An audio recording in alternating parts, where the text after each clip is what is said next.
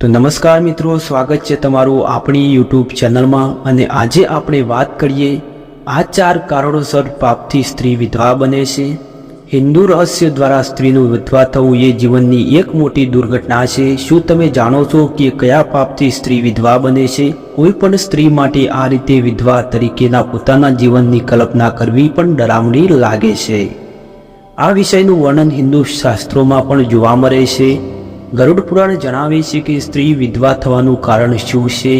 ગરુડ પુરાણ અનુસાર આ 4 પાપ છે જેના કારણે સ્ત્રી વિધવા બને છે। પતિ સંબંધિત વ્રતનું યોગ્ય રીતે પાલન ન કરવું। જે સ્ત્રી તેના પતિની ઉંમરને લગતા વ્રત જેમ કે કરવા ચોથ અને વટ સાવિત્રી વ્રત વગેરેનું પાલન કરતી વખતે તમામ નિયમો અને નિયમોનું પાલન કરતી નથી અને ઉપવાસ દરમિયાન તેની ભૂખ સંતોષવા કંઈક ખાતી નથી, તે પણ ખાય છે, આવી સ્ત્રીના પતિનું આયુષ્ય નિશ્ચિત છે અને તેની આ ક્રિયા ભવિષ્યમાં તેના પતિના અકાળ મૃત્યુનું કારણ પણ બની શકે છે। દરેક બાબતમાં પતિ સાથે જુઠ્ઠું બોલવું અને પતિ પર જુઠ્ઠું બોલવું।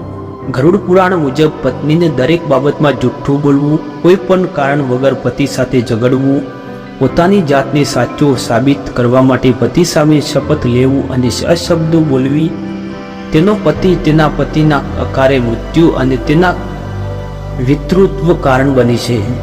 પત્ની દ્વારા માંસનું સેવન કરવું। ગરુડ પુરાણ કહે છે કે જો કોઈ સ્ત્રી માંસનું સેવન કરે છે અને માંસાહારી છે તો તેનો પતિ હંમેશા કોઈને કોઈ સમસ્યામાં ફસાયેલો રહે છે અને પત્ની દ્વારા કરવામાં આવેલા આ પાપ કર્મ તેના પતિના મૃત્યુનું કારણ બની શકે છે।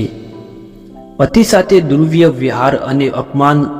ગરુડ પુરાણમાં કહેવામાં આવે છે કે જો કોઈ સ્ત્રી તેના પતિ માટે સંપૂર્ણ ભક્તિ સાથે તો વ્રત અને પૂજા વગેરે કરે છે, બીજી બાજુ તે તેના પતિનું અપમાન કરે છે અને તેના માટે અપમાનજનક શબ્દોનો ઉપયોગ કરે છે, તેના આ પાપ કર્મોને લીધે તે સ્ત્રીએ કરેલા ઉપવાસ પૂજા વગેરે નિરર્થક બની જાય છે અને તે સ્ત્રીને તેના પતિના સુખથી હંમેશા માટે વિચિત રહેવું પડે છે।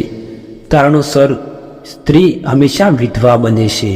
તો તમને આ વિડીયો કેવો લાગ્યો કોમેન્ટમાં જરૂર બતાવજો અને આપણી ચેનલ પર નવા હોય તો ચેનલને સબસ્ક્રાઈબ કરી દેજો।